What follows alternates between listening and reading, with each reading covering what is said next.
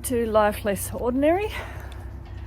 It's a lovely sunny Thursday afternoon, and I am taking this opportunity before we have rain on the weekend to finally get going on our tree paste, putting it onto our fruit trees and on our roses, which have all been pruned.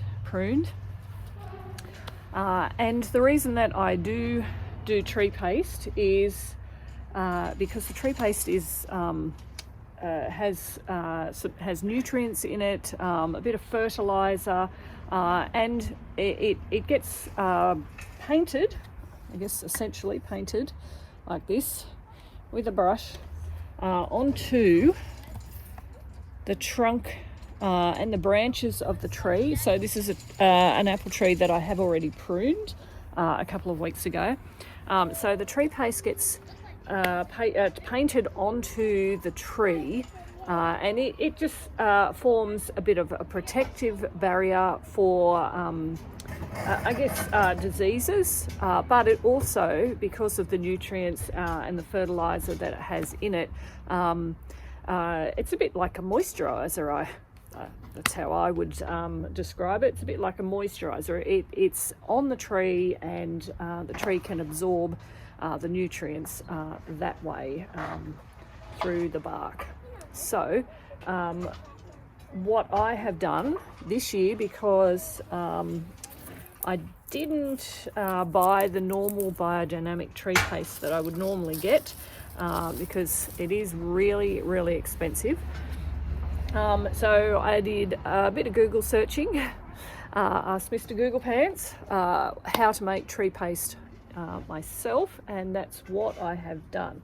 I make up the tree paste. I have made up the tree paste myself from some Bentonite Clay, a bit of Diatomaceous Earth, some manures, and I feel like there's something else, but essentially I've looked online, and you know, I think you can't really go wrong with what you're going to put on there, because like I said, it's a bit like a moisturizer. And if you have a good look at it here, you can see where some of this I did probably about an hour and a half ago. So you can see it forms it dries on there. So we end up having silver trees for a little while until it gets washed off, and not all of it does get washed off, because trees do have they're not smooth, so they have little crevices, so the tree paste does stay in there. Yes, so yes, we have been tree pasting for about 4 years, since working at the apple cider orchard out at Robertson, where they did tree paste all of their trees, and we are talking a huge amount of trees. We did that as a family during the beginning of COVID, so it was a lot of hard work, and I could see the benefits to the trees, so that's why we have been doing that the last couple of years on our trees, and we've done fairly well, I think. I'd probably prefer to do it than not do it, and you know, it's good stuff. I don't think you can go wrong by doing tree paste. You can do it any time of the year. I would generally do it between June and July. I just put it off this season, because I was hoping to be able to get the biodynamic tree paste, because I've used that before. But again, it's very expensive. We had a wedding at the beginning of July, so I figured it needs to be done. I'll make it up myself, and there are huge amounts of recipes online that you can research for yourself, and get going at any time of the year. I guess one of the difficulties is that it is a bit of a messy job, so I will need a shower. The girls will need a shower, and Tobias, he's been helping. We all will need a shower, because it inadvertently does get flicked all over the place, and because it does have manure in it, it's a bit stinky. A messy job, but that's it's also kind of appealing to do because you know what it's doing as you're doing it.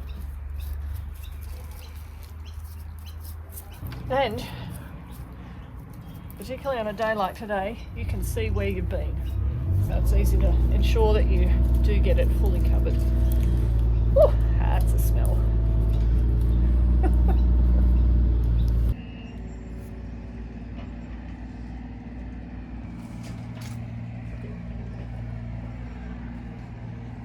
So we have finished tree pasting all of the trees, including the ones down the back. And you might think that I'm wearing more than I put on the trees. It's a bit of a messy job, so definitely a shower is in order. But I'm looking forward to the benefits to the trees for having done the tree paste. It is a hard job, a messy job, but it's worth it.